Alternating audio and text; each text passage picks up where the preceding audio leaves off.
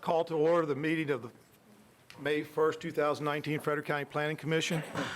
If you would, join me in a moment of silence, please.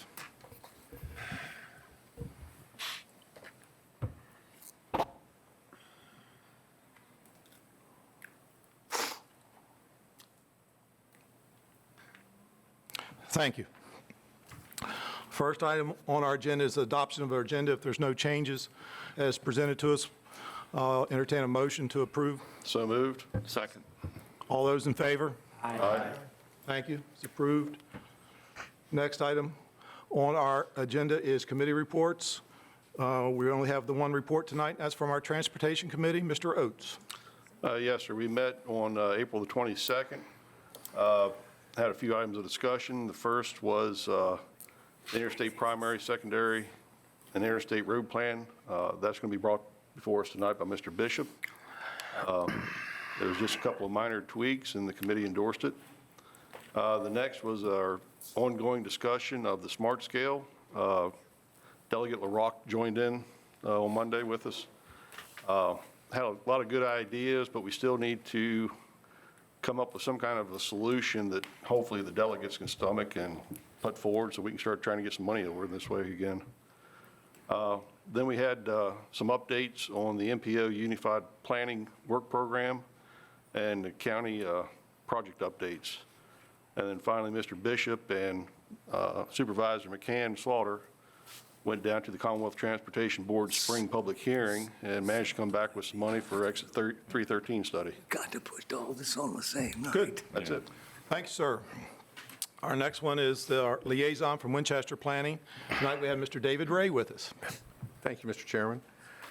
The Winchester Planning Commission met April 16th. We had 3 public hearings. The first was to consider an ordinance changing the sign regulations on corridor enhancement districts. We modified freestanding sign allowances for properties containing a regional tourist attractions, and this would mainly affect the Shenandoah Valley Museum on Amherst Street. Second was a private request for a conditional use permit for a ground floor residential modification off the Loudon Street Mall. It was approved, finding that the modification for residential use was less nonconforming than the existing residential unit. And finally, we had a publicly initiated zoning ordinance amendment to revise use amendment allowances on M1 and M2 zoning districts that was approved. This amendment eliminates several by right and conditional uses that are inconsistent with the statement of intent of each district. Thank you, sir. Good to have you. Good to be here. Our last report is our Board of Supervisor. Our representative tonight is Ms. McCann Slaughter. Yes, Mr. Chairman, members of the Commission. The Board of Supervisors met on Wednesday, April the 24th.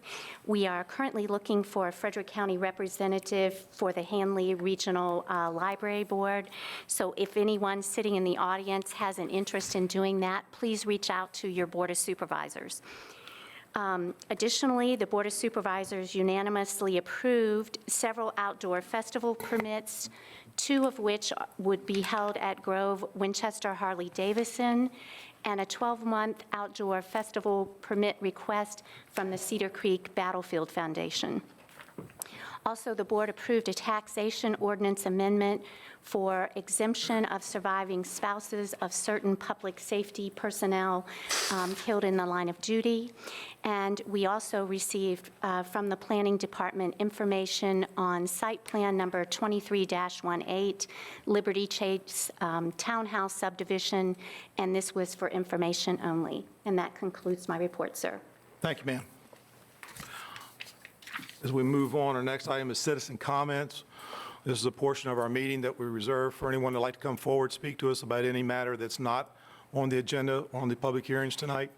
Does anyone have any comments? Seeing none, I'll close the citizen comment portion. We'll move into our first public hearing item. It's a public draft update of the 2019-2020 Frederick County Primary and Interstate Road Improvement Plan. Mr. Bishop. Thank you, Mr. Chairman, members of the commission.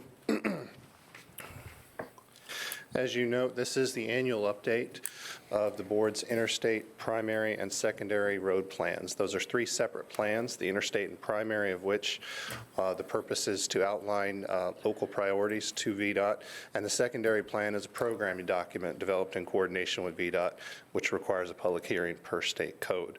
I'll go through them each at a time, beginning with the interstate. Key updates to the interstate road plan are as follows. We are updating the language for the exit 313 work from previously it read redecking. What's actually being done is more of a reconstruction, so we've updated that language. We have separated the priorities for segments of widening and simple interchange improvements, primarily because we wanted to remove the apparent conflict of ranking those against each other. While widenings tend to deal with raw volume, your interchange improvements get into safety and a number of other things in addition to volume. So didn't really want to pit those against each other in outlining those needs. The actual segments were updated, which I'll get into a little more as we move on to the map. We've added a 4th widening priority for exit 307 south to Warren County, and an added note for increase in variable message signs and safety patrols.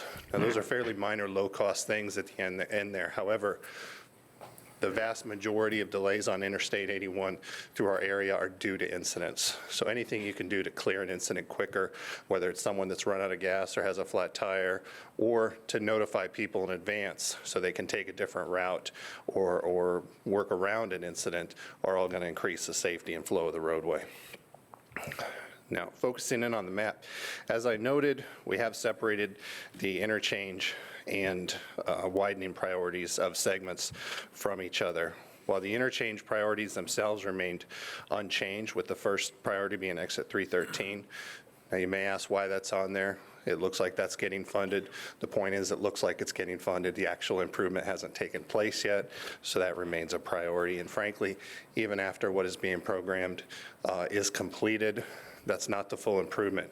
You may recall that VDOT had to trim down the actual capacity improvements needed significantly to make it competitive and actually get it to a state where it was something that we could get Richmond to fund. So there are still going to be needs outstanding after the coming project.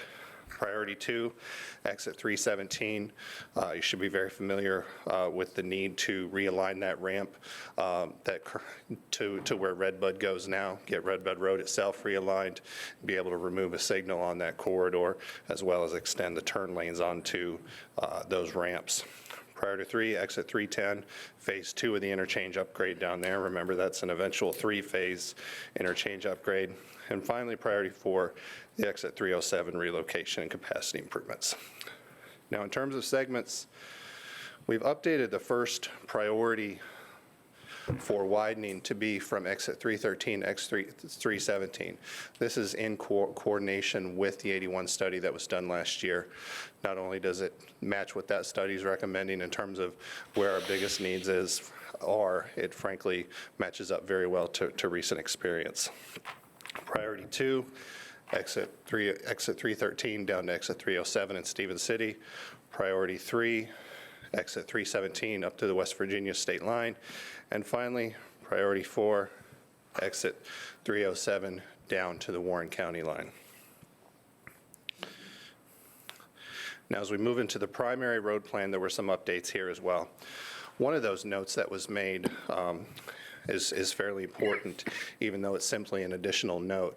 And that's to clarify, to make sure that VDOT understands that when we do get funding for the Route 50, for Route 7, for Route 50, regardless of segment we're talking about, if we're talking about a segment of roadway that's not a limited access, such as 37, that access management principles need to be applied as part of that widening and upgrade to improve the safety and traffic flow and efficiency of that facility. That means things like aligning intersections, sometimes closing and consolidating driveways, all of those sorts of items that reduce conflict points along your corridors and increase safety. Another change that was made was to extend the Route 11 South widening to Renaissance Drive. In the previous plan, it only went to Prosperity Drive. However, with the project now coming online for Renaissance Drive and the expected development over on that area with the Carbaugh rezoning last year, makes sense to make sure that's continued all the way down. A change that came out at the Transportation Committee itself was to redefine the Route 37 Priority 1B. Currently, that goes around Stonewall Industrial Park all the way over to Route 7. Break that into two segments and make Priority 1B 37 from Route 11 over to Route 7, and move that portion that's around Stonewall Industrial Park, interchange with 81, and back to existing 37 down to Priority 1D, which I'll highlight on the map now. What you see here as I zoom in is 1B and 1D currently, or previously was all 1B. However, when you consider where the traffic flow is, when you consider, frankly, the sheer magnitude of that potential interchange that's part of 1D, it made a lot of sense to go ahead and make that adjustment. And I don't know if you need me to zoom in on it, but we made the extension for Route 11 just a little further south. Moving on to your secondary road plan, not a lot of changes as far as your major roadway improvements. I'll get into a little more detail on that as I get into the actual map. However, I know folks are always interested in what roads are going to get paved and which ones are added to the unscheduled list. In terms of being added to the scheduled list at the bottom, Official Road in Back Creek District and Canterbury Road in the Opequon District, and the addition of Knob Road, which has actually goes from Back Creek into Gainsborough, has been added to the unscheduled list. Focusing on the map, I will bring your attention to number 3 on your major road improvement plan. Right now, this is in the plan because it's a programmed improvement. This is the revenue sharing application that's between Commonwealth Court and the Route 37 ramp that was done in cooperation with a private partner as part of an access break application. However, that private partner has not been successful thus far. It's not a finished discussion in their access break, and they have determined that they do not want to continue with that project. So this project's actually in the process of being deprogrammed, but for now it is on your map. So if you get a question about that project or wonder why it's there, the other projects remain the same. Of course, Sulphur Springs Road, if I'll zoom in on that for a minute, everybody's very familiar. It's been on our secondary plan ever since I came to Frederick County. So it's very gratifying to see it actually finally under construction and being completed, and we're receiving, even while it's under construction, a lot of good comments on the improvements to the site distance, particularly with the intersection with Greenwood Road in that area. Moving on to the additions to your hard surface road program. As I noted, we have number 11 that has been added. That is Fishel Road, and then number 12, Canterbury Road. Your next projects that are on tap are both Laurel Grove Road in 2 segments. Numbers 1 and 2, those are both programmed for 2020. So basically after July, we should start seeing some activity on there. Those are being done with a combination of state and private forces. On the unscheduled list, your new project is Knob Road, number 16. Fairly low traffic volume road with a lot of needs, if you will, in terms of narrow section, drainage issues, horizontal vertical curvature. So it didn't score terribly well, which is why it appears at number 16. However, over time, we do expect that's a road that we would like to see paved from a safety perspective. With that, I can take any questions you may have. As I noted, this is a public hearing, and I'm here at your service. Any questions, Mr. Bishop? John, down there. Yes, sir. Down at Gander Mountain, you said that he was not successful at getting his limited access lifted. He's still working on it. Still working on it. Frankly, with VDOT. He's been in transportation again a few times and been directed to continue to work with VDOT. We expect they're going to be back, but haven't seen them yet. However, in that interim, frankly, the cost estimate on the project was considered to be too high. They've done some remodeling where they're debating the need of that specific improvement, and they have issued us communication indicating they do not want to move forward with that revenue sharing project. So is the access break itself necessarily a done done deal, not officially yet. However, in terms of this actual project and their communication to us with desiring to withdraw, that's basically, that part is a done deal, if you will. Thank you. Anyone else? Thank you, sir. Yes, sir. This is a public hearing item. This time I'll open the public hearing. Anybody would like to come forward to speak to this matter? Anyone? Yes, sir. Please come forward. State your name and match jail district. How you doing? My name's Mike Moreland. I'm in the Back Creek District, I think. Question is for Mr. Bishop about Laurel Grove Road. He said it was scheduled for the fiscal year of 2020, starting after July. Are they going to do both segments this year? Is that? Both segments are programmed for 2020. 2020. Any ideas of starting date on that, or? Do not know. Gotcha. But you do believe that they'll probably do both sections at the same time? That's what they're telling us. Gotcha. Okay. Thank you. All right, thank you. Anyone else? Not, I'll close the public hearing. Any discussion? I entertain this back. This is really anyone to take a motion. I guess I will, since we're on the Transportation Committee. It is nice to see our hard service scheduled roads actually moving up a list now. For years, we had zero money, and probably for about 8 or 10 years, no road got done. So, yeah, it's nice to see that getting moving again, and actually dates like 2020 being on the surface and knowing that it's a fairly sure thing. So I would move that we send this forward to the Board of Supervisors with a positive recommendation. Second. I have a second. Thank you. Mr. Moan, I'll start with you today. Moan, yes. Dawson, yes. Yes. Morrison, yes. Bolden, yes. Thomas, yes. Oates, yes. Klein, yes. Manuel, yes. Ambrosi, yes. Marston, yes. Unger, yes. And the chair votes yes. This will go to the May 22nd Board of Supervisor meeting. Thank you. Thank you, Mr. Bishop. Mr. Chairman, I'm going to have to recuse myself from the next item. Thank you, Mr. Unger. Oops, I'm sorry. I read what you wrote here. I'm sorry. They're interchangeable. Before we get started on the next two items, let me be very clear on how this will run tonight. We have a very large crowd, both hot topics, both citizens group that in their area is very concerned about these issues. But tonight is not a rezoning. We're not here to talk from staff, applicant, or our commissioners about proffers, rezoning, or what of the such. This is a comp plan amendment, and these will be run. The questions that we'll have will be concise. We'll have our applicants will be presenting this in an informative manner, concise and direct to the point, and we will not tolerate, or I will not tolerate, outbursts from the crowd, anyone speaking up and standing to either our staff of us or anyone else.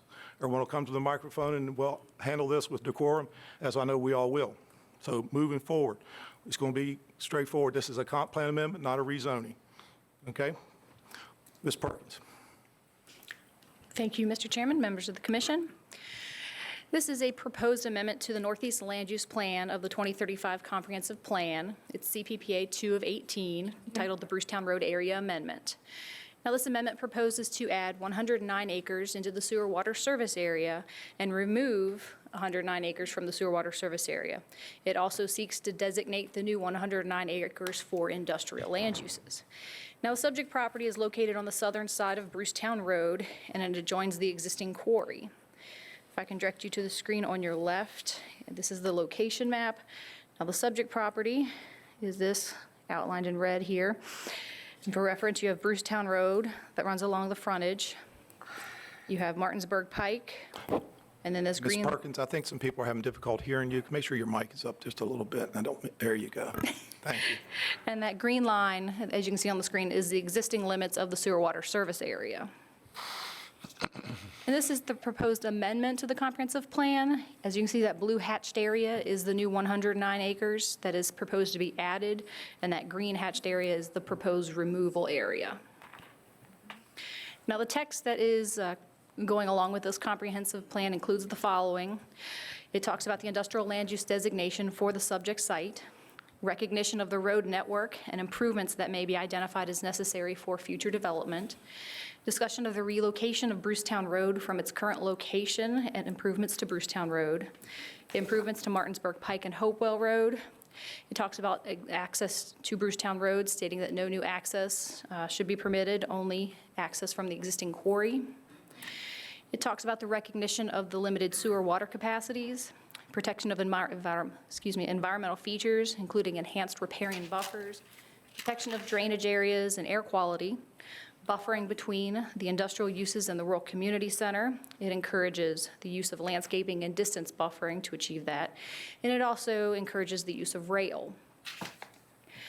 Now, the history of where this has been, the Comprehensive Plans and Programs Committee initially discussed this back at their October and November 2018 meeting. It went to before this Planning Commission at your December 2018 meeting, and it was sent back to the Comp Plan Committee for further discussion. The Comp Plan Committee did, again, discuss this in February, and they endorsed revised text, as well as the revised sewer water service area limits, which now show that 109 acres. It went back to the Planning Commission at your March 6th meeting, and it was endorsed with the text in front of you, as well as the sewer water service area limits. The Board of Supervisors then discussed this at their April 10th meeting, and they did send it forward to public hearing. So with that, following the public hearing, staff is seeking a recommendation from the commission to forward to the board. I would be glad to answer any questions, and Mr. Tim Stowe has a brief presentation and is available for questions. Thank you, ma'am. Any questions, Ms. Perkins? Mr. Morrison? You know, the 109 acres that you're slating to remove from the SWASA. Yes. And the 109 acres we are adding is being described as a net zero change. Yes. Okay. But however, when you look at the 109 acres that are being removed, the likelihood of them ever being developed is virtually non-existent. It's really about how Frederick Water looks at the existing limits of the sewer water service area and property within it. So the potential is there for that quarry area because it's within the limits of the sewer water service area. So by removing that, it's still a net zero when Frederick Water looks at it. So it's technically it's a net zero, but actually it's an addition. Nope, No. Yes, okay. nope. Any other questions? Ms. Perkins? Thank you. Thank you. Would the applicant like to come forward?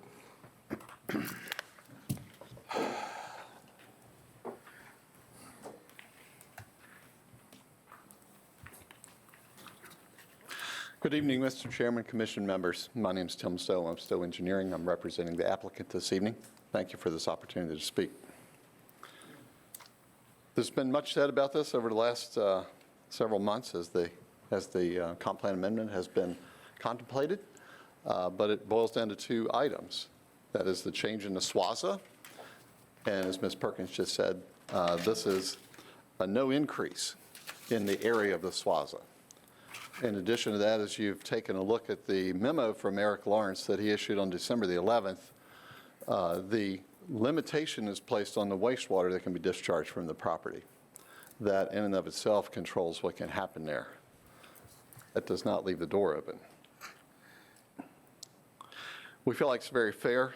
We've taken land that cannot be developed out of the quarry and been able to transfer that SWASA over to land that can be developed and use it productively for a much higher use for the benefit of the county. The second item is the land use, going from agricultural to the manufacturing land use. We started out on June the 1st of last year with a submittal for the comprehensive plan amendment. This has gone through studies by staff, by the Comprehensive Plan Policy Committee. It's gone back and forth several times between those bodies. It's gone to the Board of Supervisors. And people look at this and say, well, what is going on? Why is this taking so long? Well, it's because we want to get it right. We do, and you do. And taking the time to study it is not a bad thing. That is not bad at all. We want to get it right. We feel the concerns that have been voiced by the citizens at the various meetings are addressed by the text changes that Ms. Perkins just summarized. And if you read through the text, you'll see many of the comments that we hear from the public, and perhaps some we'll hear this evening, are addressed. Starting with traffic. A detailed traffic study is necessary for any future development, industrial development. And it goes down and it describes exactly how that would be done. That's part of the comprehensive plan that you would be acting on this evening. Access to the acreage via an existing entrance. No new entrances on Brucetown Road. That's the protection that some of the citizens ask for. That's why that's there. Recognize the sewer and water capacity. I just mentioned that. Mr. Lawrence has addressed that in his memo to you, limiting the sewer capacity that's available for this property. Encouraging the use of rail. We've already been with Winchester and Western many times, and they're fine with servicing this and plan on servicing this and are willing to service this by rail. Protect the overall environment, quality of the community. Avoid industrial uses that would be major emitters of air quality. We understand that as well. And the state controls that through the Department of Environmental Quality. There's certain parameters that must be met to protect the air quality. So we as citizens who live here don't have to breathe dirty air. That's in here. That's what you're saying we want to do if we develop this property. Minimize disturbance, crossing drainage swales. There's a pretty creek out there. There's some really nice ponds also. We want to protect those. They're an important part of the ecology. They're an important part of the community. And we have agreed to protect those, to keep all the development south of the creek. Provide buffering between industrial uses and the rural community center. Again, by staying south of the creek, we do that. We preserve the rural community center that was identified in the comprehensive plan to remain agricultural, like it is today. In addition to that, the buffers on the east end where there's housing, we've agreed to provide the maximum buffer that's prescribed in the zoning ordinance in those areas as well. And in fact, the people who live down there came to our meetings we held publicly up at the fire hall and said, we're grateful. You're going to put something between us and this. That's a good thing for us. And to avoid conflicts with residential uses to keep everything south of Slate Run. And again, as I've mentioned, that is the intent, is to keep everything south of Slate Run. So we feel like a lot of the issues that have been addressed and raised to this body and to the Board of Supervisors have been addressed with what staff, what the Comprehensive Plan Policy Committee, and what this commission has developed that's put on the agenda for the public hearing tonight. So we feel like we have agreed with what you want, what you've asked for, and what we asked for is a recommendation for approval. Last but not least, I would point out, and I know each of you know this because you've read your comprehensive plan and you understand what it says, but you don't have to go very far than the cover page of the document and the introduction to see that it's a guide. It's a guiding document. It's not a prescribed legislation. And when opportunity comes along, you have the opportunity to amend your plan. And you've done that. I mean, most recently, that was done for St. Paul's on the Hill. An amendment was put in place. If you look back a few more years, there's others that were done in this general area that have been done. So this is not unheard of when opportunity comes along that we think is worth exploring. And again, what we would ask for tonight is your recommendation for approval. I will be glad to answer any questions that you may have. Thanks. Thank you, sir. Any questions for Mr. Stowe from commissioners? It's a quiet crowd. Thank you. Thank you. This item is a public hearing. At this time, I'll open the public hearing. Anybody would like to come forward and speak to this matter? Again, I'll remind you, our clock is on 3 minutes. And stick to the subject matter at hand. So we have 3 minutes. Yes, sir. State your name. Hi, I'm Michael Hawley. I'm here on behalf of the Clorox Company and on behalf of the proposed plant that we hope to bring to Frederick County. This past week, we had a great event where we were able to have 2 open houses and meet with Clearbrook residents about and share our plans, including the benefits of this proposed facility and all the benefits this would bring to the community, including economic development, tax revenue for the county, plus some of the employee benefits. We had some folks inquire about careers with Clorox we're excited about, as well as our philanthropic endeavors. We did talk about one of the key benefits of this particular location. By locating next to one of our main suppliers, our impact on traffic to this community is going to be incredibly minimal, adding only 0.5% to local roads.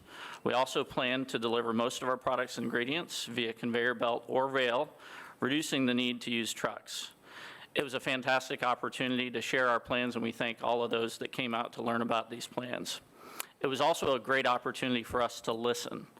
And tonight I want to share just a couple of commitments to you. I understand we're not in the zoning process, but I want to share a couple of commitments to you as we move forward with our plans. Tread lightly, no talk of proffers. Sounds good. So first of all, we will be committing to those improvements that the citizens have asked for in terms of sightlines and intersection improvements. And we want everyone to know that we are going to be receptive to the community's thoughts as we move forward. If there's additional feedback or anything further that the community has an interest, we would like to continue to have that open dialogue. And we want to show that we're committed to being a valued employer and a neighbor here in Clearbrook. And I do humbly ask you to support this comprehensive plan amendment so that we can move forward and get into the zoning process and talk more of those specifics. Thanks, sir. Thank you. Anyone else like to come forward? Yes, I see a hand.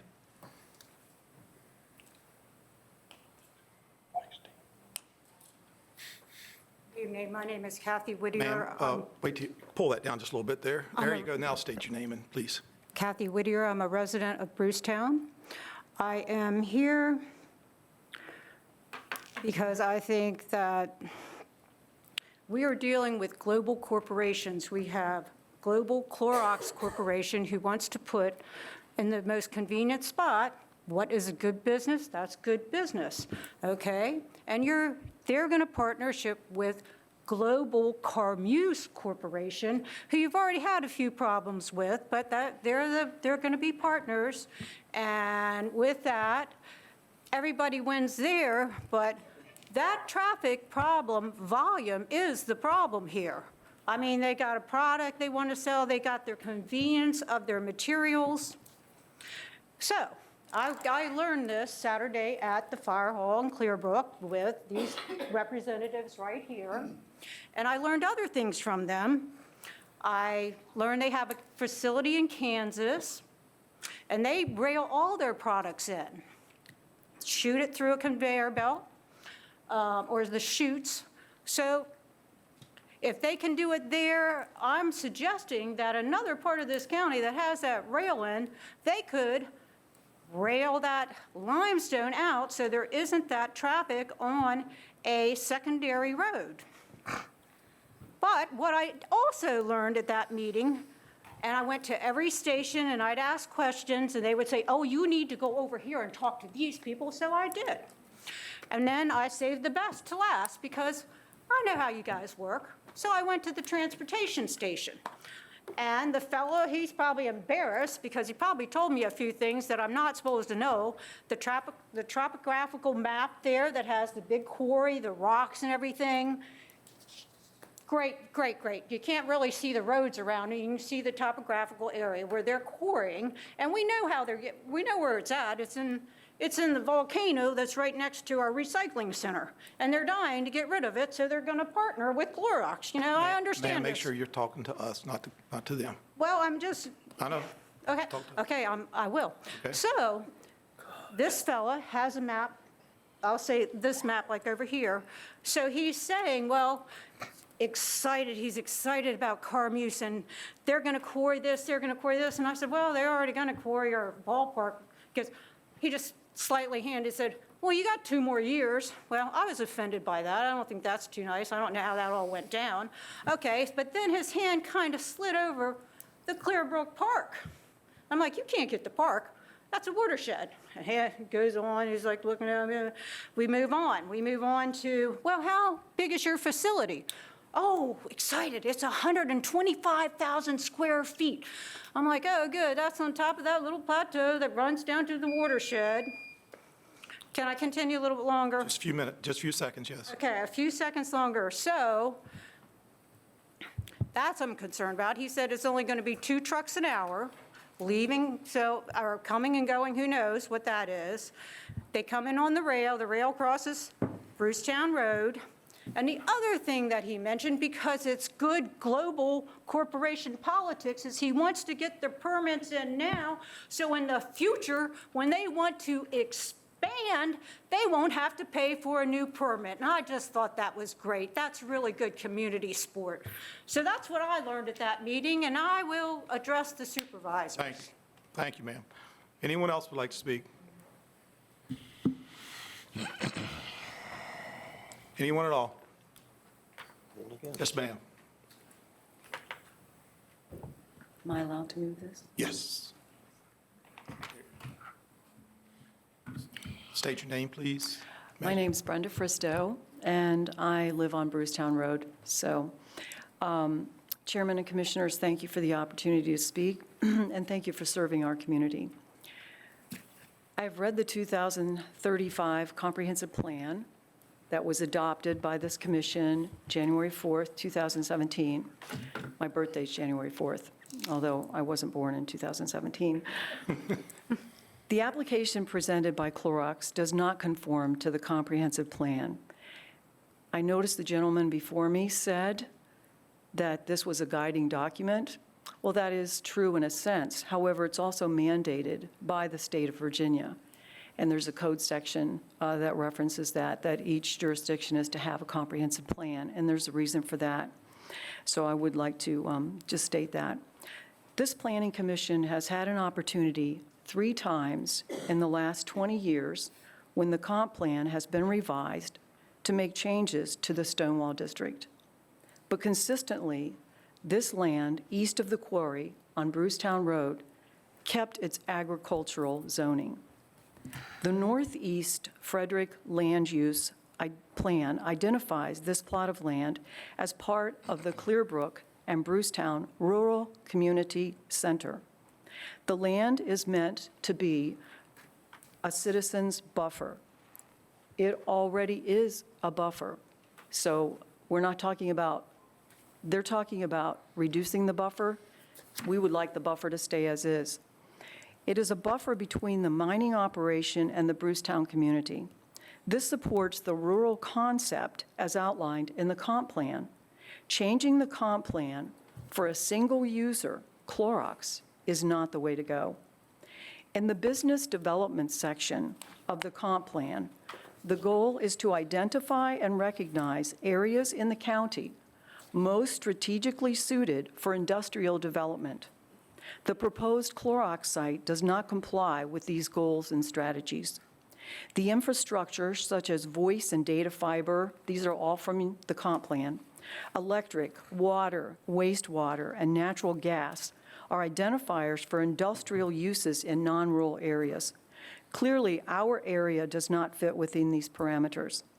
In my research, I was told that the sewage transportation piping from the north end of the county to the Route 7 plant will be at capacity when taking into account the committed reserves. And that's probably what Mr. Morrison was referring to. When you're taking this out, it's reserved, and then they're going to put back in the same amount. However, I don't think that they're going to be using that capacity in mining, as opposed to they will be using it in industrial. So you're all right in that. Oh, may I continue? Just a few seconds. Leaving little room for error in the Clorox waste projections. The development of the comp plan was a year-long process. Over 45 individuals and governmental agencies gave input along with the public. A lot of study went into this.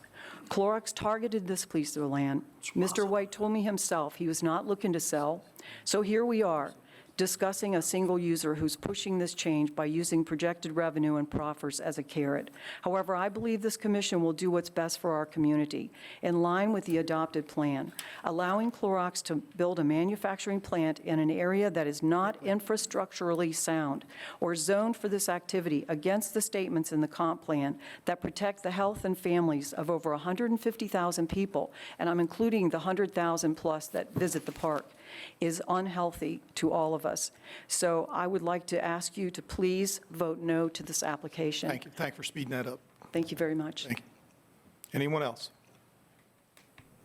Yes, sir. My name is Arthur Bragg, and I'm from the Stonewall District, and I live in the historic village of Brucetown, 1740. And thank you, Mr. Chairman and Commissioners, for the opportunity to speak.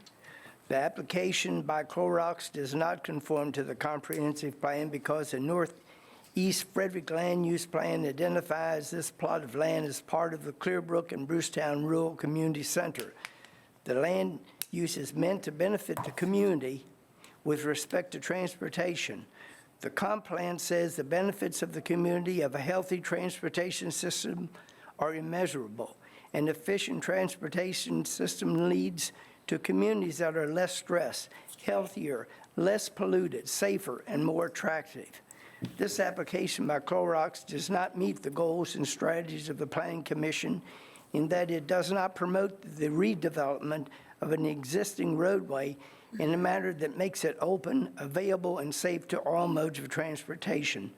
Brucetown Road is a two-lane rural road. Clorox proposes to offer $300,000 for road improvements. According to the Winfred MPO 2035 Transportation Plan, the cost to realign the Hopewell Road and the Brucetown intersection will cost $16,042,000. It will take 12 years of the annual proposed revenue from Clorox to pay for this realignment. Allowing an industrial facility to be built on this agricultural land will bring added unhealthy transportation issues to our community. According to the Virginia Department of Transportation, Traffic Engineering Division 2017, on their website, the annual average daily traffic volume for Route 11 to the quarry, the proposed entrance the Clorox would use, is 2,700 vehicles per day. Clorox proposes to increase dump truck traffic. The closing of the Route 11 park entrance in November 2019 will reroute the Family Park traffic to Brucetown Road entrances. I go back to the goals and strategies of the comprehensive plan with respect to transportation, to promote the redevelopment of existing roadways in a manner that makes them open, available, and safe. The application by Clorox does not conform to the comprehensive plan. Please vote no. Thanks, sir. Anyone else? Yes, sir. My name's Mark Georgian. I live in Brucetown down on Rocky Ford Road. And I have two concerns. One being Brucetown Road, and it currently struggles to support the traffic that's on it in the condition it's in. And I see people are talking about making improvements, and I think that's good. I'd like to know more about what the improvements are. I mean, there's no good way to widen Brucetown Road without inconveniencing homeowners and businesses along the way. If you brought it behind the post office, it's still going to inconvenience properties and business. An opportunity might be to look at bringing it out where the current dumpster site used to be, totally off of Brucetown Road for the quarry entrance, and then any additional traffic feeding the Clorox plant, employees. We know when they construct it, there's going to be hundreds of tractor trailers and equipment and construction people all impacting the traffic also. And then my other concern is if we approve this comprehensive plan change, does that open the door to additional manufacturing business? They're only going to use a small portion of 109 acres or any adjacent land that some other farmer might own. Once we kind of open the door, is that going to continue to roll that dice and turn the little community into more of a business than a community? So I urge you to vote no. Thank you. Thanks, sir. Anyone else? Yes, sir.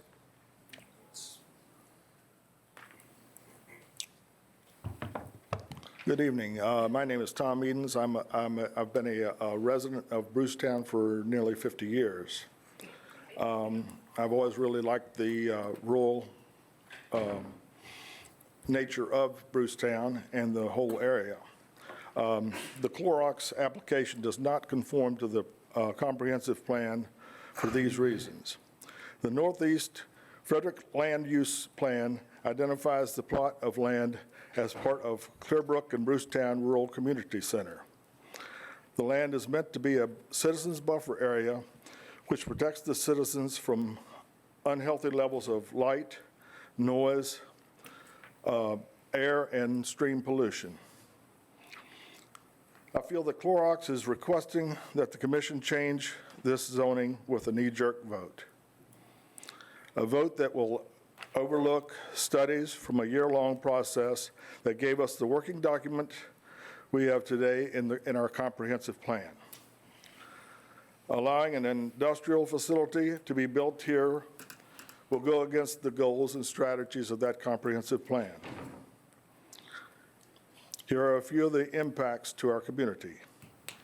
Increased light emissions. The plan says the goal for citizens is to minimize light emissions to those necessary and consistent with general safety and recognize the nuisance aspect of unfocused light emissions. Increased levels of noise due to an industrial plant.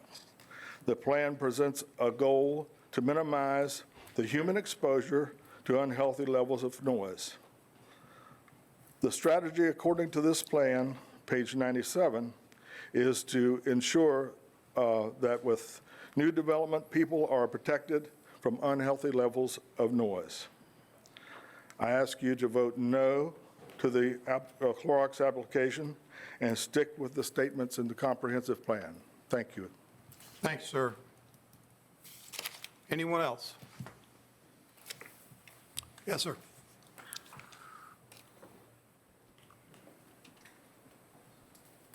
Mr. Commissioner, members of the commission, Chairman, sorry. It's okay. I live on Shady Creek Road, which is Your an name, sir, extension. please. Can I get your name first? Tom Maycumber. Live on Shady Creek Road, which is an extension of Brucetown Road. I would like to say that we've been told for years that this is the buffer. This is the buffer between industry and our homes where we raised our children, where we currently live. Now we're proposing to move the buffer 109 acres closer to our homes. It's called industrial creep, and when Clorox is done, there's going to be someone else saying, that's a prime piece of land, we've got Carmeuse, we've got Clorox, let's put right there. We can add to, it's not going to add any more burden on this part of the county, which is absolutely false. As a homeowner, as a voter, as someone who lives in this community, I'm asking you to please vote no. It's going to be a domino effect. It's going to keep going. It's not going to stop with this one business. So thank you. Thank you, sir. Anyone else? Yes, sir.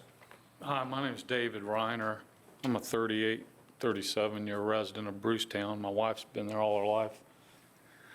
And all of the reasons that have been brought up are good reasons to give deep consideration to this vote.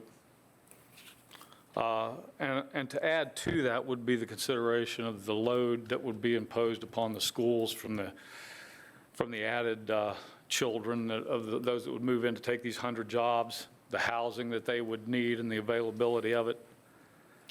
The comprehensive plan makes it clear that one of its goals is to consider surrounding neighborhood villages, the rural communities, and the needs of other agencies when locating new facilities in the area.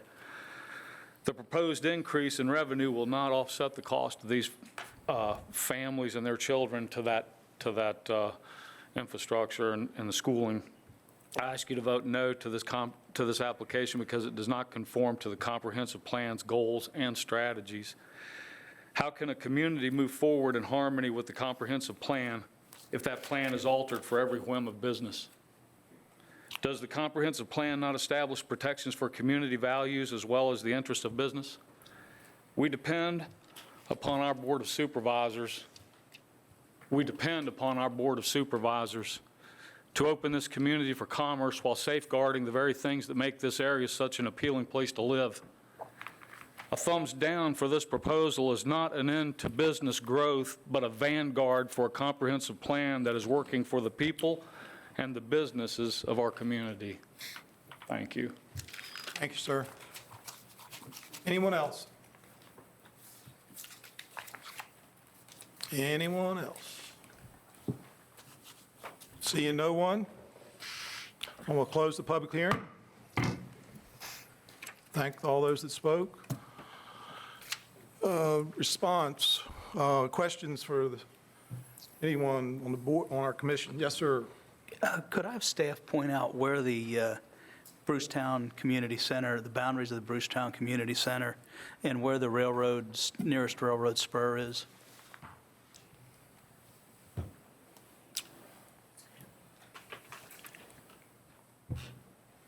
You see this kind of black dashed white line?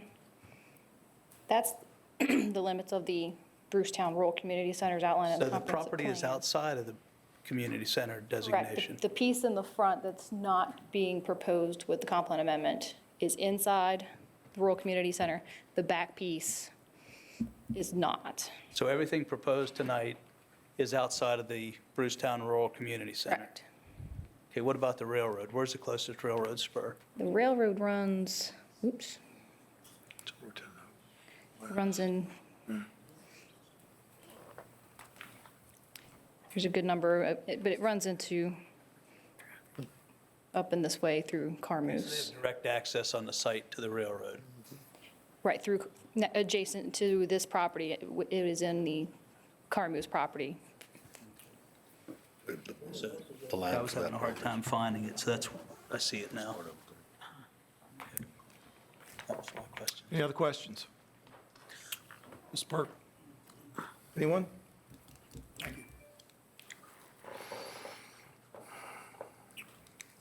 I've got a question for Mr. Stowe. Is that possible? Yes, as it is. Mr. Stowe, could you come forward? We have a question, please.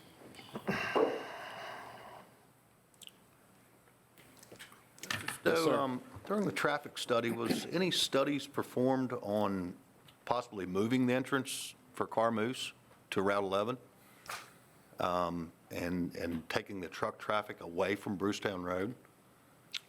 Well, again, as I mentioned earlier, the whole concept of the comp plan amendment talks to the transportation, and obviously there's not a traffic study involved until you get into the rezoning portion of it, and then VDOT gets involved, and Mr. Bishop and others get involved in the review and determination of what's appropriate. So at this point, a study has not been done. That was suggested in several of the public meetings that we've been to. That would be an item Carmoose would need to address, and obviously, this evening, what we're focusing on is this particular part. But that, as part of this amendment, no, sir, that has not been addressed, but I will tell you, there's been discussions about that. I just think that that's where the sticking point is on this, is on the truck traffic on Brucetown Road. And it has always been a problem for the quarry. And I think if the quarry and Clorox want to operate from there, I don't have a problem with it as long as the transportation's taken care of. That would come somewhere down the road, so we'll address that's not a rezoning, so we'll address that, but I appreciate your questions. Yeah. Wait a minute, Mr. Stowe, got one more? Geez. The owner of the property that is being proposed to be added, now the owner, who is the owner, Mr. White? Mr. White, yes, sir. And he is in favor of adding that property into the sewer and water service area? Yes, sir, he is. What is the current use of the property? It's agricultural. He uses it for farming purposes. Okay, so he wants to sell the property and set up his retirement essentially for his future, or is he going to maintain an interest in the property?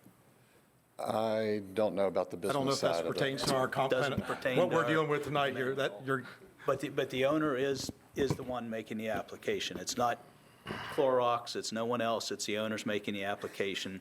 Mr. White's making the application to add this to the sewer and water service area. Yeah, if you look at the application, I'm the guy that he's given the power of attorney, special power of attorney to for this purpose. Yes, sir.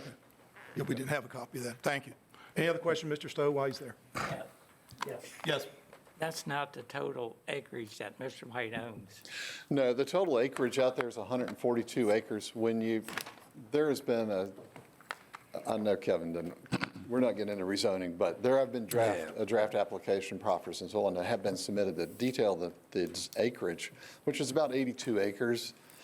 That would be a part of what would get rezoned, and the balance of it would remain agricultural as it is now in that buffer area. We realize the importance of that to the community, and staff made it clear to us that was important as well. All right. Yeah. It's for another day. Do you know if that joins Mrs. Martin's place, old place? Mr. White on the back. Is that a point of discussion for this meeting, for this comp plan amendment? I would tell you, and I don't know exactly how to do this. Whoops, I think I went too far. If you look at the zoning that's out there, and I realize we're looking at comp plan, but if you look at the zoning, it's surrounded on 2.5 sides by EM.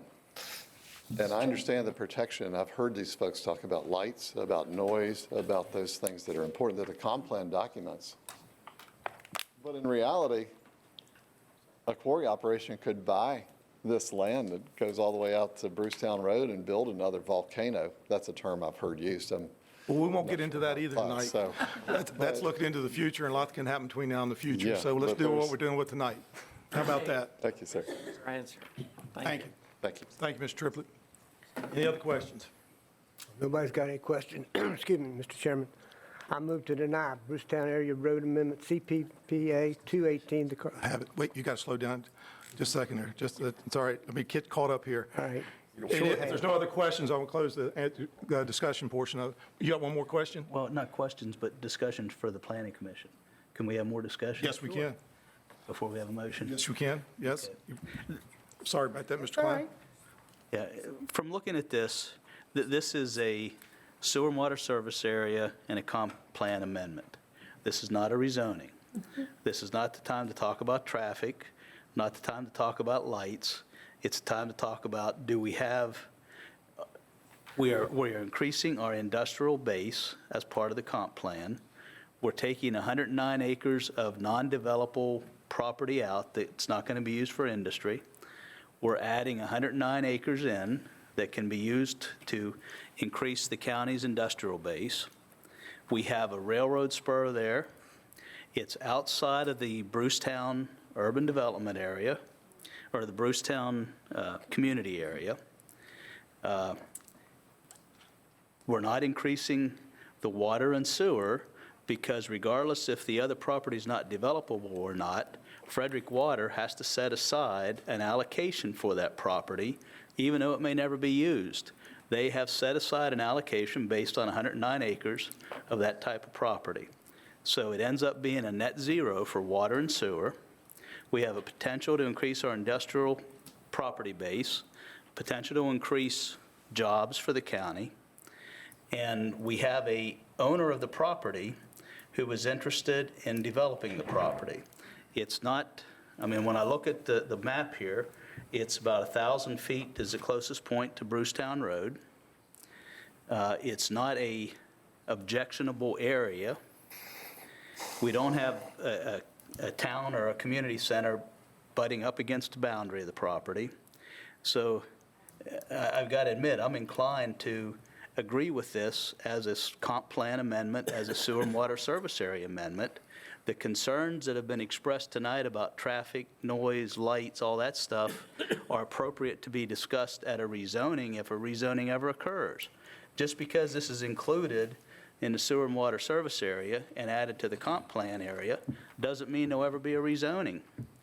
And that's the time when we give the applicant the opportunity to address those issues. Not tonight, when people are talking about traffic and number of trucks. I don't know where they got that information. I doubt that Clorox put it out. But they ought to have an opportunity, if they do come in as a rezoning, to mitigate those impacts. They don't mitigate those impacts when we're talking about a sewer and water service area expansion or a comp plan amendment. So personally, I'm in favor of this tonight because we need 109 acres of developable industrial property in the county. Thank you. Any other discussion? Mr. Chairman, I'm hearing, yep, Mr. Bone. I just wanted to kind of add to what Roger said. I think as we went through the comp plan process at the committee, I think that's kind of an important piece of kind of the history of this to share. We looked at this with some different boundaries to it, where it was, more acreage, where it was kind of shifted around in different ways. And I think from our perspective, the idea was that we wanted this to stand on its own, as an appropriate expansion to the extent that it would happen as a comp plan amendment. So from that perspective, it was regardless of who an ultimate user would be, who would come forward with a rezoning in the future, but to try to strike a balance with it in terms of the area that was appropriate for the expansion, and to consider a lot of those things from a policy perspective that will be critical in the future: transportation, environmental protection, the buffering of other uses, that type of information. So I think from my perspective, as we've gone through this process, while I certainly appreciate and understand the concerns that have been raised, I think from a comp plan perspective, this is a sound amendment and one that makes sense, all things considered. That being said, to echo your points, it's a long way from anything being done. There are a lot of issues just based on what is being put into this comp plan text that are going to have to be worked out. So I'm inclined to be supportive of this amendment, but that's where my support lies at this point. It's just focused on that from a policy perspective. Thank you, Mr. Bone. Anyone else? Points of discussion? I would like to say just a couple things. First of all, I do have to support the comprehensive plan the way it stands. That land's been looked at. I like Clorox. I think it could work there. I think the county should make the decision whether they want to put in the comprehensive plan before a buyer comes in and does that. But with that said, I also feel like, and I know you're going to balk this, but that 109 acres that was given to this property for water and sewer should never have been there in the first place on rock quarry. You're not going to use 109 acres worth of water and sewer over a rock quarry. That's kind of ridiculous. And maybe we made that mistake also, but it's wrong. Understood. Thank you. Any other discussion? All good points? No other discussion? This time I'll entertain a motion. Mr. Klein, you was ready to do a motion. Motion to deny. Brucetown Area Road Amendment, CPPA 218, to occur. Do I have a second for the motion to deny? Second. Who's second to Mr. Morrison? Mr. Unger? Unger, yes. Marston, yes. Ambrogi, yes. Manuel, no. Klein, yes. Thomas, no. Molden, no. Morrison, yes. Triplett, yes. Dawson, no. Mo, no. This is going to be close. Could I have a count of where we're at, please, because I lost track on Mr. Morrison. Morrison was a yes. Mr. Chairman, it is presently 6 in favor of the motion to deny and 5 against the motion to deny, with 1 vote left to cast. Chair votes yes. The motion is denied. This will go to the Board of Supervisors. The recommendation is to deny. Can I? So the recommendation is to deny the Planning Commission by a vote of 7 to 5. Okay. Thank you. Thank you. Thank you for all that spoke. Next item on our agenda is also a public Mr. hearing. Chairman, I need to recuse myself from the next item. Thank you, Mr. Marston.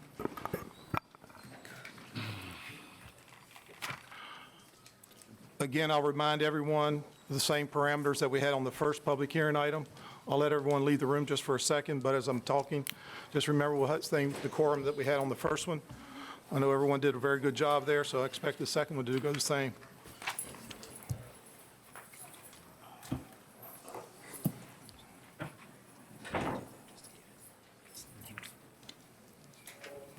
Everybody's behaved, huh? It's the nut vote, they were confused up there. All righty, Ms. Perkins again. Again, thank you, Mr. Chairman, members of the commission. Back at the Board of Supervisors, December 12th, 2018 meeting, the board directed staff to undertake an urban development area expansion request and a land use designation change for the Blackburn property workforce housing request. Now, this amendment proposes to add 71.7 acres to the urban development area and designate the site for residential workforce housing land use. The site is currently designated for industrial land uses and is split zoned RA M1. Now, the applicant is requesting that the UDA expansion and land use designation allow for the development of workforce housing that would provide affordable housing opportunities for residents of the community located within a reasonable proximity of workplaces in the community. Now, this is the current zoning of that area.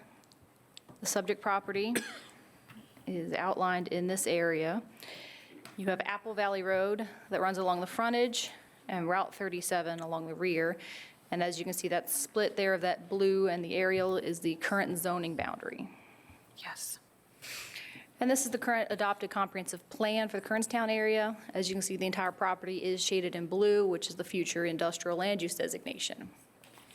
And this is the requested change.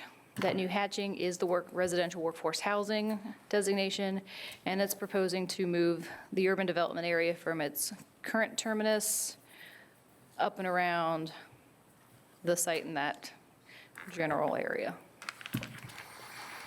Now, the text that corresponds to this comprehensive plan amendment request includes affordable residential housing for households that average 60% of the median household income, promotes high-quality design that is complementary to the existing residential uses, recommends limited heights to minimize the visual impact to the battlefield, and recommends single-family detached housing units with no more than 4 units per acre.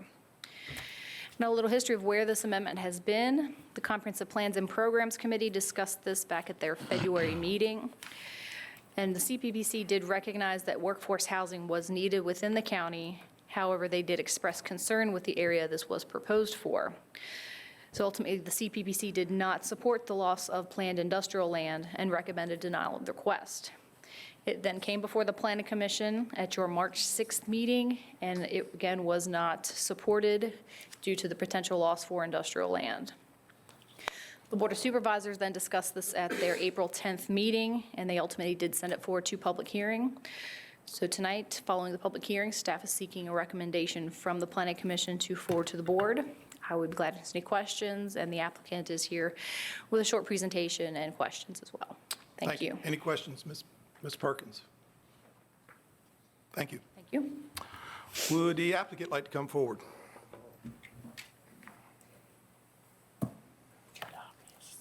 Yeah. Thank you, Mr. Chairman, members of the commission. I'm Evan Wyatt with Greenway Engineering. I'll just go ahead and do the presentation. Okay. So what I wanted to do was circle back from the last time we had an opportunity to discuss this at your March meeting, and specifically to the comprehensive policy plan amendment itself. Of course, staff has given you an overview of what the proposed amendment is. When we had the chance to discuss this the last time, there were 3 primary items that I took away from the discussion. The first one was the concern with removing land that was designated as industrial in the comprehensive plan. So in regards to that, I think, first of all, it's important to understand that the site constraints that we've identified in the northern portion of the property, those constraints were not necessarily realized when the initial comprehensive plan designation was made for the Blackburn property as its entirety. As the county knows, there's been development interest in a portion of the property. They did not take the option on the northern portion, and it's because of those constraints that makes it a very difficult site for industrial. So the question that I wasn't able to reconcile at the last meeting was, if this was decided to remove from future industrial to something else, what does that really mean to the county as a whole? So we utilized the county's GIS data, and we looked at the comprehensive plan designations for future land use, as well as land that's currently zoned industrial. And what we determined was there's about 9,500 acres of land that's either planned or zoned for industrial use throughout the county. When you look at that 9,500 acres, right now there's about 3,900 acres of it that has been developed. So what that means is there's about 5,600 acres that are remain to be planned or zoned for future development. So by removing the 70 acres, of course, simple math means there's still over 5,500 acres of land that the comprehensive plan is designated for future industrial use. The second item that was, I thought, an interesting comment, there was a question about, is this location of this site, if it did become workforce housing, really appropriately located within proximity of employment clusters? So what we did, we identified several clusters, and then we actually did drive times from the project site to those areas. And it was interesting, the sites that are within proximity of this property and along Route 11, those employment clusters, the time travel ranged from about 1 to 6 minutes. To get to the 8137 intersection was about a 4-minute drive. It was about 9 minutes to Winchester Medical Center, 10 minutes to the Airport Business Center, and about 14 minutes to Stonewall and Fort Collier Industrial Park. So from a travel perspective, we do believe that it certainly is appropriate as a location for workforce housing that would be going to those areas. The third item that I heard was there was a concern with residential land use development on the Blackburn property. So in looking at this, I think what's important for us to remember is that, first of all, the comp plan amendment is looking at this as a workforce housing opportunity, and that's something that the comprehensive plan currently does not designate. So what we're looking at is something currently that the comp plan does not provide for, that's an opportunity for housing that, we've been listening to people about a need for the community. Staff has looked at this, and they've said that it would be appropriate, provided that it's limited to single family and limited to 4 units an acre, to be consistent with other projects on the Apple Valley Road area.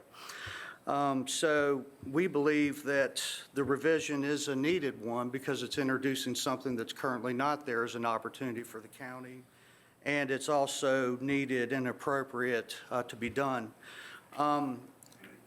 The last thing I'd like to say before the commission discusses this and might have questions, leading up to this meeting, we had an opportunity to engage the commission to see if they had any questions about the comp plan amendment, about workforce housing, or about the project in particular. And several of you were kind enough to take me up on that. And there were questions that I received, and a lot of those really were about workforce housing and the project in general. We had Equity Plus prepare a presentation, however, based on your comments about how we want to maneuver with this evening, what I would ask is that we do not present that. However, if there are questions that we were hoping to answer with the presentation from what we heard over the last week, that might be a good opportunity through discussion or for questions of us to do that. But with that said, Mr. Chairman, once again, we believe that this property has very marginal opportunity for industrial, with it being within the Route 37 corridor area on this side, on the east side, of course, or on the east side. We're looking at this as a development area of some sort. We believe that you can make the highest and best use of the property by avoiding the environmental constraints with a residential application, because the industrial obviously is not something that's been successful to date. And we think that this is an opportunity to introduce workforce housing into the community as a land use concept in the comprehensive plan. And then, of course, those steps are necessary in order for us to then to proceed with the next steps, which would be a rezoning to mitigate impacts associated with the project. So with that said, Mr. Chairman, thank you for the opportunity to present. I'm happy to answer questions or following public comment. That was the last comment there you had. Thank you. Any questions that pertain to the comp plan amendment and not get into the working machinery of workforce housing? Any questions for Mr. White? Thank you, sir. Thank you. This is a public hearing. I'll open the public hearing at this time. Would anyone like to come forward and speak? Now is your opportunity. Please come to the microphone, state your name and Magisterial District. Yes, ma'am. Hello, my name is Delmara Bayless, and I live in the Back Creek District. Thank you very much for the opportunity to speak today. I've heard all the information that was just given to you by the gentleman who was here, and I have no dog in this fight. I have no interest in anything except as it being a citizen here. And since I have moved back to this area in 2014, whether I'm at the hospital and talk to a nurse, or I talk to a teacher, or I talk to my dental hygienist, every single person works in these jobs, and they live in Berkeley County, they live in Martinsburg, they live in Cape and Bridge. Everybody commutes into Winchester, and I ask them all, why do you do this long drive? They'll tell me, I have children. I can't afford a house here. The only place I can afford is maybe an apartment. The rents are too high. There is no affordable housing. You understand how we lose our teachers all the time to go to Loudoun County for more money, and even they have to come back here and live. There's not affordable housing for anyone, and everyone gives it lip service. Every single person who runs for every single office says, oh, we need affordable housing, and I see nothing done but maybe some apartments that come up once in a while. Having had 2 children, I would not want my children to grow up in apartments. I want them in a neighborhood with families. And here's the opportunity for what I've read in the paper, that we would have houses, single-family houses, quarter-acre lots, and that they would have places to park their cars. They would have bedrooms between 1 and 4, so you could actually have a family here. And then I went to your annual report because I wanted to find out what was going on in the town with businesses. And I saw in the comprehensive annual fiscal report for Frederick County for the time period ending June 30th, 2018, that we are expected to have in the next 10 years 23,000 job opportunities, new and ones that are open from exiting workers. 23,000 job opportunities. And I saw also in that plan that between 2015 and 2017, this area created 3,856 jobs. Who takes these jobs? Well, the report answered that. Most of these jobs are going to be retail, manufacturing, accommodation and food services, transportation, warehousing, healthcare, and construction industries. Those are the people that can't afford the housing in this area. I have a beautiful house. I'm very lucky. So many people that complain about this idea of a workforce housing area have lovely houses and who live here. I think we have to start thinking about the people who actually do everything for us in this county. They clean the streets, they clean our apartments, they work at the hospitals, they drive in here and try to raise families. They do everything they can to be productive citizens of the county, and they can't live here. So I think that we really need to think about the opportunity that you have here. And I also heard concerns about manufactured housing. I know so many places where we have manufactured modular housing. I had a father who was in the real estate business, and I can go by and show you 100 different places in this county and the city where we have manufactured modular homes that still look lovely. When I was out of college, I lived in one in the late 70s, early 80s, and that little house is still sitting there and looks as lovely as it ever did right in town. So my father would always say, I'd like to see you put a stick-built house on a truck and drive it 300 miles and see what it looks like. And we do this for manufactured housing. Listen, my time is up. I thank you so much for the opportunity to speak with you, and I do hope you will consider amending this plan to allow the 71 acres to be rezoned. Thank you, ma'am. Thank you. Anyone else? Yes, sir.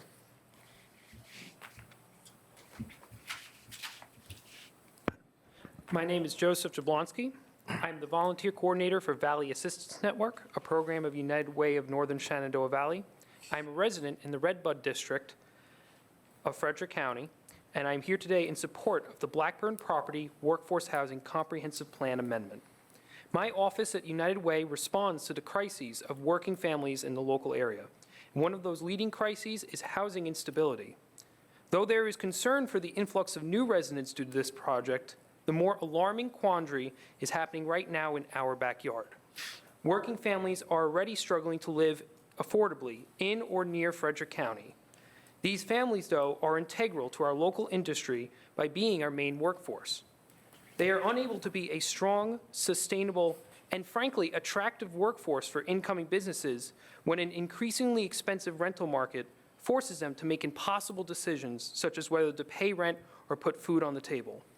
Housing instability in a family, for example, can lead to an increased absenteeism among employees. One individual who came through my office, working in a warehouse of a major food company in the county, was sleeping in his running car overnights outside the warehouse in the dead of winter, putting his health, transportation, and the quality of the warehouse's product at risk. To be clear, he initially didn't come to us. It was his employer that called our office on his behalf. Industry leaders want to know that their employees will have opportunities to live their lives with well-being, not from the living in the backseat of a car or motel room. However, this workforce housing initiative will help Frederick County do more than just provide stable housing. It has the potential to increase the employable skill and education of our citizens, expand our tax revenue, and re-energize competition in the local renters market. By decreasing living costs for working families, The workforce housing community will enable families to spend on investing in themselves through education for them and their children.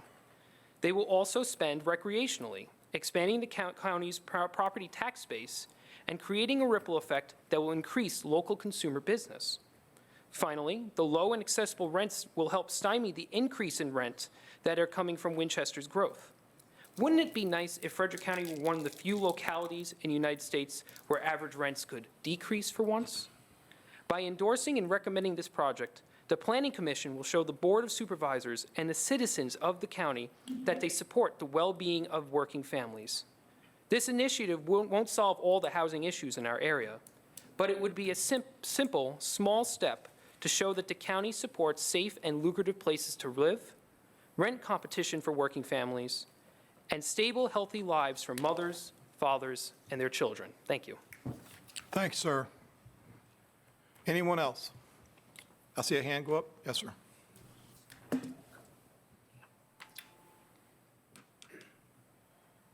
Thank you, Mr. Chairman, Commission members. My name is John Masal.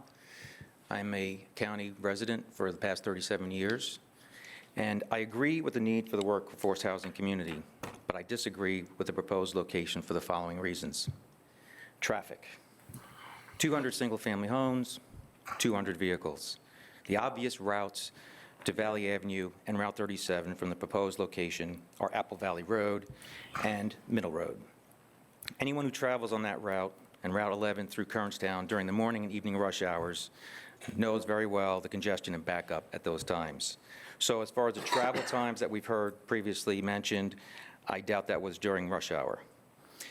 An additional 100 to 200 cars will overwhelm the current capacity at the intersection, causing inordinate delays for both the personal as well as the much-used commercial vehicles during that intersection.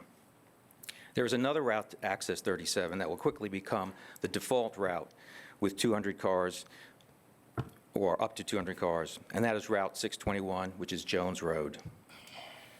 And Jones Road will take you to Cedar Creek Grade for the 37 access. The issue with this route is safety and capacity. The intersection of Jones Road and Middle Road is an angular intersection subject to sharp right-hand turn followed by a blind uphill transition leading to the first of two neighborhoods, Brookneal and Stonebrook. The second neighborhood entrance is preceded by a downhill right-hand curve which obscures the view of traffic for both incoming and through traffic. Closer to Cedar Creek Grade on the very same road, vehicles must navigate a tight S-curve, which is often the location of single-car accidents, especially during inclement weather. Jones Road is also a popular path for bicycle and joggers, in spite of the fact that the road does not have a shoulder in either direction. The increase in traffic will virtually eliminate the use of this road to those who currently enjoy it and increase the danger for both pedestrians and drivers. The increase in traffic will also require an increase in the county's budget for maintenance and snow removal to ensure safe passage. The second reason, jobs. As we've heard, and the stated purpose of the housing development is to benefit the local workforce. By virtue of the income criteria used to qualify residency, the type of employment commensurate with the salary range is currently located well north and east of this location. To access these locations will require the use of private vehicles, thus ensuring the aforementioned traffic concerns. Additionally, the U.S. Department of Transportation National Household Travel Survey reveals that A, low-income households spend a higher proportion of their income on transportation expenses. B, that limited transportation options afflict this cost-sensitive group the most. C, the group is limited to a shorter radius of travel compared to higher-income households. And D, they have the highest usage of less costly travel modes. I'll wrap this up quickly. Quickly, please. Public transportation is not available in this area. Those left at home, family members, will not have access to daycare, grocery stores, doctor's offices, and other essential services. Even if there were adequate cab or other services available, this group would most likely not use them. The need for low-income housing is real. It deserves a holistic approach so as to generate a viable solution. The current location will generate more problems than it solves and will put the intended residents in a situation that hinders their upward mobility. Thanks, sir. Thank you. Anyone else? Be good. I got a gentleman that's up back here first, and I'll come back to you. Thank you.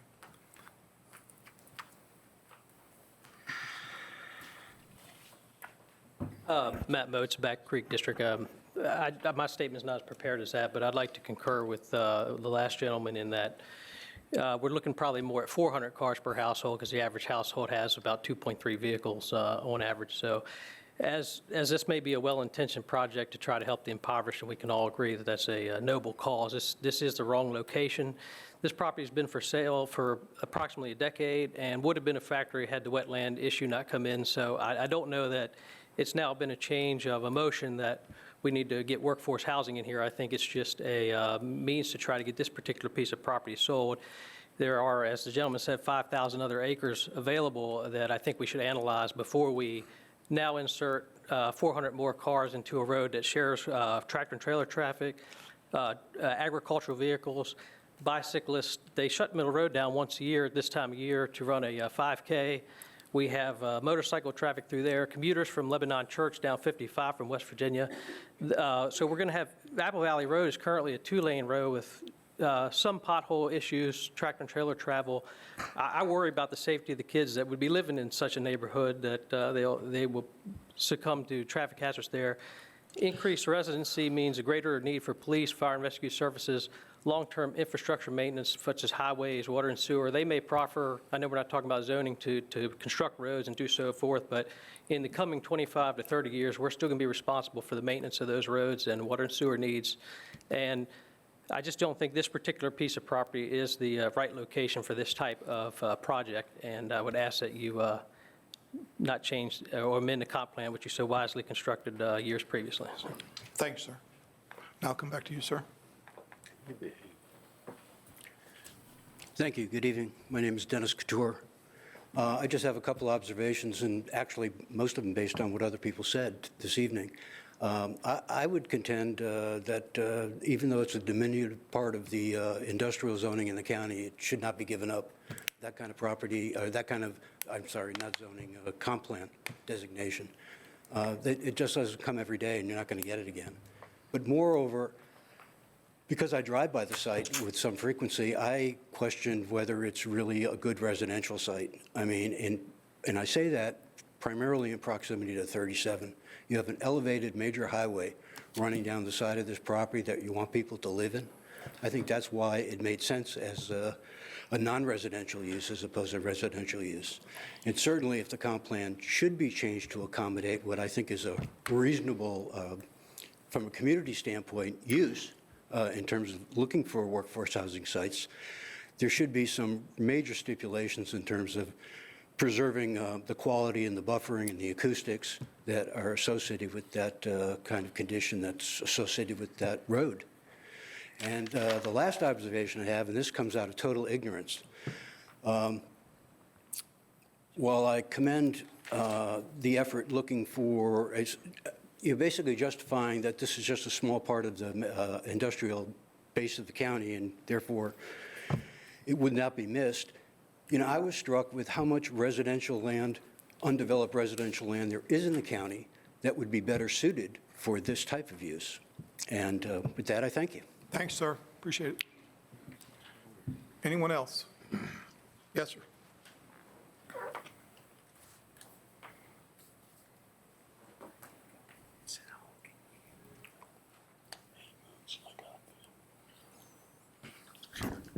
Good evening. My name is Roy Wilkins, and I live on Middle Road.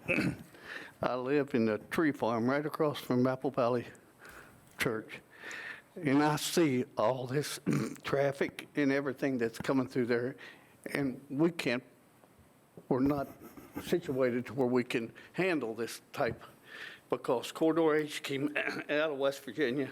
They all come down Middle Road, and so we're just not equipped for this type of thing right there where it's at. And I would urge you to vote against, not do this. All right. Thank you, sir. Thanks for speaking. Anyone else? Anyone else? Seeing no one else come forward, I'll close the public hearing. Thank you for speaking. Questions? Discussion? Any questions for staff or the applicant? I don't have any questions. I do have some discussion, but I think before we would jump into, and I know this is a little bit off of the comp plan amendment here tonight, but before we jump into amending the comp plan for a specific use, I think we ought to have our comp plan subcommittee and staff develop criteria and develop facts and real information on what workforce housing is and what it isn't, what the demands on public services will be, because they will generate a different load of public services than a normal residential area. They're going to generate a lot more school-age kids. Traffic generation is going to be different than a normal residential area. Public services for fire and rescue and police are going to be different than a normal residential area. So before we jump into designating an area for workforce housing, whether it's appropriate or inappropriate, I think we need to know what it is. And at this point, I don't think we do. And that's my point there. But I do agree with, this needs to stay as industrial property. It's not an appropriate location for increased public service that's going to be required. The road system there, we're going to be mixing traffic of people who are in a hurry to get someplace with small children, maybe a lot of people walking on Middle Road there because they don't have vehicles, with heavy industrial traffic going in and out of there. It's not the appropriate location, and it's not a good use of the property to go from industrial to residential. Thanks, sir. Anyone else? Stronger? Just a comment.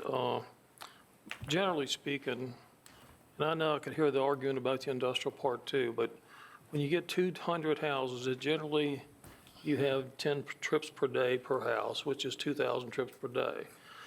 I can't see dumping that kind of traffic out on Route 11. I'd say the majority of them are going to go that way. Some of them will go James Road to hit 37, which is just as bad. But I'm not willing to give up the industrial land to put a housing development in. There's got to be other places in this area to build that kind of thing. We just had a meeting with Clorox about wanting to 70 or 80 acres. You know, maybe look at it. They're not going to build a 100,000 square foot building. I mean, we were talking about putting a 500,000 square foot building on when we didn't like it, or it wouldn't fit. You know, 100,000 square foot will fit on that lot. Yeah. Just a thought. All right, thanks. Thanks. Mr. Oates, you have a question? Just comment. Yeah, I don't think a 500 or even 100,000 may not fit on that because of the wetlands, but it could definitely be divvied up into maybe 10 to 20, 25,000 square foot buildings. I heard an argument, I guess at board level, that since it hasn't sold in 10 years, that's justification to move it on to housing. But you've got land out at Stonewall Industrial Park's been there for 40 years. That's right. Industrial land takes a while to develop. It just doesn't do it overnight. I've got a piece of commercial property up in Clearbrook's been sitting there for 14 years. And I knew when I rezoned it, you're in for the long game. It takes a while. You have to have the right buyer. So I'm not willing to give up the industrial land either, because it is hard to get a comp plan, hard to get it rezoned. So once you get it, I don't want to see us let go of it. Okay. Thank you, sir. Anyone? Mr. Moon? I just want to say, I think I concur with the statements that everybody has made. I appreciate what Mr. Wyatt provided in terms of some additional analysis about the site. I think, but fundamentally for me, when I take a step back and look at the map, look at things more broadly and at that location, then more specifically, kind of at that same time, this just doesn't seem right for residential. And giving up industrial for that is not something that I'm comfortable with in general terms, and that's regardless of whether it was workforce or not. I think if the community wants to have a conversation about workforce housing, I think we need to have it. I mean, there's no question about that. But I don't think it starts with kind of taking industrial land on the edges and turning it into residential projects. I think we need to maybe dig in at the comp plan level and think about what strategies are available for the board to consider that might move us closer to that, because there are a lot of things that we could do. So just wanted to throw that into the mix as well. Thank you, Mr. Moon. Anyone else? Mr. Morrison? I'm not quite so cold-hearted as to wish that lower level income people will have a place to live. However, I like the idea, we have not defined this well. So before we can start making dramatic changes, we need to define it better. The location of this particular plot for putting low-income housing or workforce housing, those terms are interchangeable, even though I was chastised last time for using the one. You're taking people of limited ability, putting them in the middle of literally nowhere, and telling them this is where they're going to live. There's no access to shopping, getting groceries, other services. And in addition, we're mixing upper income level housing and lower income level housing in the same general area, which is only going to have a detrimental impact on the people that have existing housing already out there. So I very much think we need to have housing of this type, but I think that housing has to be located in a place where the people can receive the services they need and not be dependent on some other service to get them to and from wherever they have to go. So I'm in favor of Mr. Thomas's remark that maybe this needs a little bit of definition and clarity before we can really act on it. Thank you, sir. Mr. Oates, again. I'd just like to throw out one thing on the study is, after being on the Planning Commission for a while, not as long as Mr. Thomas, but I've seen a lot of effort and a lot of time spent on studies just to see the Board of Supervisors kick them to the curb pretty quick. So I would suggest we not start a study unless it's board directed, because if there's no support at board level, then I don't think we need to be putting staff through countless hours of work.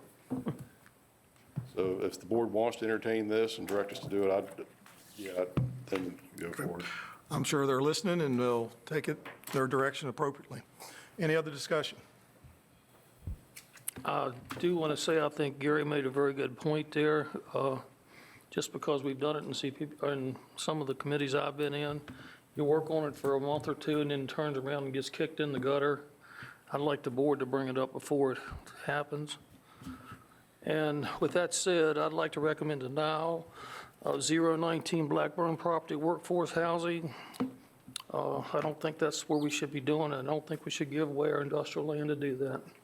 We have a motion to deny. Do I have a second? Second.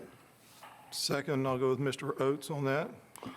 I'll start down at the other end this time. Mr. Moan, when you vote yes, you're voting to deny. So Moan, yes. Dawson, yes. Yes. Morrison, yes. Bolden, yes. Thomas, yes. Oates, yes. Klein, yes. Manuel, yes. Ambrosi, yes. Hunger, yes. And chair votes yes. It's unanimous. It goes to the board on May 22nd with a vote to deny the comp plan amendment. That brings us down to the last item on our agenda, which is no other items on our agenda. We do have one brief announcement. I do not believe we're having a meeting on the May 15th date. Is that correct? Mr. Chairman, you can cancel that meeting. So everybody has the May 15th date off. If there's nothing else to come before us, entertain a motion to adjourn. So moved. Second. I got a second. All those in favor? Aye. We're adjourned. Thanks, everyone.